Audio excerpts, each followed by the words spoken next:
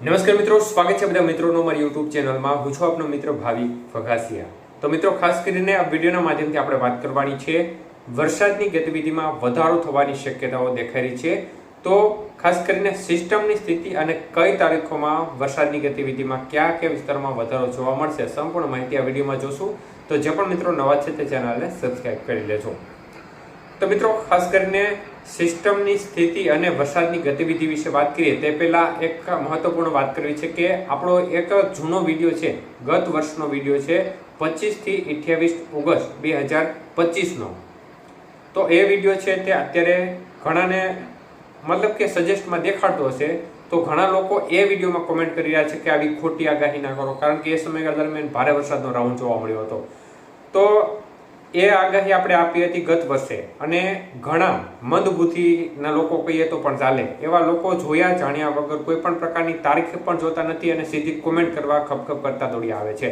એટલે આવા લોકોને ખાસ કહેવાનું છે કે જોયા જાણ્યા વગર કોમેન્ટ ના કરતા, બાકી તમને જવાબ પણ એવો જ મળશે કોમેન્ટમાં. અને જે પણ મિત્રોને અમારી માહિતી પસંદ ના હોય તો અમે કોઈને જોવા માટે કહેતા નથી. જોવું હોય તો જુઓ, બાકી કોઈ ફોર્સ નથી. અમે કોઈ મજબૂરી કે કોઈ ફોર્સફુલી તમને કહેતા નથી. મજા આવે તો જુઓ, બાકી હવામાન વિભાગ આગાહી આપે છે તેને જોઈ લેવાય. આ વાત એવા લોકો માટે છે કે જે ખોટી રીતે કોમેન્ટ કરવા જ આવે છે. તે વિડીયો જોવાની ત્યાં માત્ર કોમેન્ટ કરવા આવે છે એવા લોકો માટે છે. બાકી રેગ્યુલર આપણા જે વ્યુઅર છે તેમને ખબર જ છે કે આપણે જ્યારે પણ માહિતી આપીએ છીએ કોઈ પણ પ્રકારની ખોટી માહિતી ગેરમાર્ગે દોરનારી આપતા નથી. જે સત્ય હકીકત છે તે જ આપીએ છીએ. તો મિત્રો, સિસ્ટમની સ્થિતિ વિશે વાત કરી લઈએ તો સિસ્ટમ અત્યારે છત્તીસગઢના અંબિકાપુર નજીક જોવા મળી રહી છે લો પ્રેશર તરીકે, અને સિસ્ટમ ક્રમશઃ પશ્ચિમ ઉત્તર પશ્ચિમ દિશા તરફ આગળ વધી રહી છે. પરંતુ ગુજરાત નજીક સૂકા પવનો યથાવત છે, જેના પરિણામ સ્વરૂપે ગુજરાતમાં ખાસ કોઈ મોટા વરસાદની શક્યતાઓ તો નથી દેખાતી. પરંતુ આજે એટલે કે 25 થી લઈ અને 27 તારીખ સુધીના સમય દરમિયાન સિસ્ટમનો ટ્રક છે તે થોડો ગુજરાતના ભાગો સુધી આવે તે પ્રકારની શક્યતાઓ દેખાઈ છે. જેના પરિણામ સ્વરૂપે ખાસ કરીને પૂર્વ ગુજરાતના બોર્ડર કાંઠાના વિસ્તારો જેમાં મહીસાગર છે, દાહોદ છે, છોટાઉદેપુર છે, દક્ષિણ ગુજરાતના ભાગોમાં તાપી, નર્મદા, ડાંગ, આહવા, સાપુતારા સહિતના ભાગો છે, આ ભાગોમાં છૂટો છવાયો વરસાદની શક્યતાઓ દેખાય છે. ઝાપટાથી લઈને હળવો મધ્યમ વરસાદ આ ભાગોમાં જોવા મળી શકે છે. અન્ય દક્ષિણ ગુજરાતના ભાગો છે તેમાં પણ ખાસ કરીને ભરૂચ, સુરત, વાપી, વલસાડ, દમણ, દાદરા નગર હવેલી, વડોદરા, ખેડા, નડિયાદ આજુબાજુના ભાગો છે તેમાં પણ વરસાદની ગતિવિધિમાં થોડો વધારો જોવા મળી શકે છે. ઝાપટાનું પ્રમાણ વધી શકે છે. અમુક સીમિત વિસ્તારો આ ભાગોના છે જેમાં હળવો મધ્યમ વરસાદ પડે. બાકી જે બોર્ડર કાંઠાના ભાગો જણાવ્યા તેમાં વરસાદની ગતિવિધિ છે તેમાં થોડો વધારો જોવા મળે તે પ્રકારની શક્યતાઓ અત્યારે દેખાઈ રહી છે. બાકીના ભાગો છે તેમાં ઝાપટા રૂપે વરસાદની ગતિવિધિને બાદ કરતા વરસાદની શક્યતાઓ ઓછી દેખાઈ રહી છે. પરંતુ 27 તારીખ નજીક એક upper air cyclonic circulation system છે તે રાજસ્થાન અને ગુજરાતના ભાગો નજીક સક્રિય થઈ રહી છે. પરંતુ આ સિસ્ટમમાં ખાસ કોઈ મોટો ભેજ નથી. મિડ લેવલ આ સિસ્ટમ સક્રિય થઈ રહી છે. પરંતુ જો થોડો અમથો પણ ભેજ આવે અને જે સિસ્ટમ છે લો પ્રેશર સિસ્ટમ એનો થોડો પણ સપોર્ટ મળે અને ભેજ આવે તો આ સંજોગોમાં વરસાદની ગતિવિધિમાં વધારો થઈ શકે છે. આ માત્ર એક શક્યતાઓ છે, 100% એવું થશે એવી જરૂરી નથી. આને કારણે થોડી વરસાદની ગતિવિધિ છે તેમાં રેડા ઝાપટા સ્વરૂપે અમુક વિસ્તારમાં વધી શકે છે.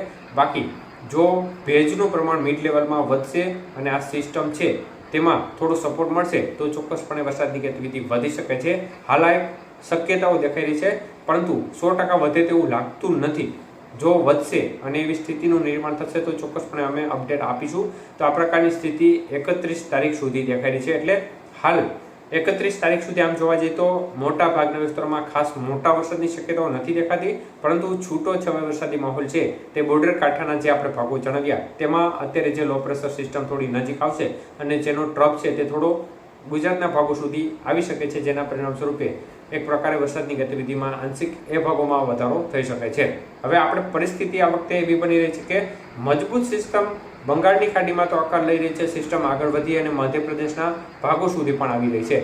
પરંતુ ત્યારબાદ ખાસ કરીને રાજસ્થાન અને પાકિસ્તાન તરફથી જે મિડ લેવલમાં પવનો ફૂંકાયા છે તે ખૂબ જ શુષ્ક પવનવાળા પવનો, જે શુષ્ક ભેજવાળા પવનો છે, મતલબ કે સૂકા પવનો છે. અને જે સૂકા પવનો છે તે સિસ્ટમને મધ્યપ્રદેશથી આગળ વધવા દેતા નથી. એટલે ગુજરાતમાં આ વખતે સ્થિતિ એવી બની રહી છે કે વરસાદની ગતિવિધિ જોઈએ તે પ્રકારની જોવા મળતી નથી. કોઈ સિસ્ટમ સીધી રીતે ગુજરાતમાં એન્ટર થતી નથી. તે પ્રકારના ભારે સૂકા પવનો યથાવત જોવા મળી રહ્યા છે. એટલે અત્યારની સિસ્ટમની સ્થિતિ મુજબ આ પ્રકારની શક્યતાઓ દેખાઈ છે. કોઈ નવી અપડેટ હશે તો ચોક્કસપણે તમારા સુધી આપવામાં આવશે. પરંતુ જે પણ મિત્રો કોમેન્ટ કરે છે તે ખાસ ધ્યાનમાં રાખીને કોમેન્ટ કરે, બાકી એમને એવો જ જવાબ મળશે.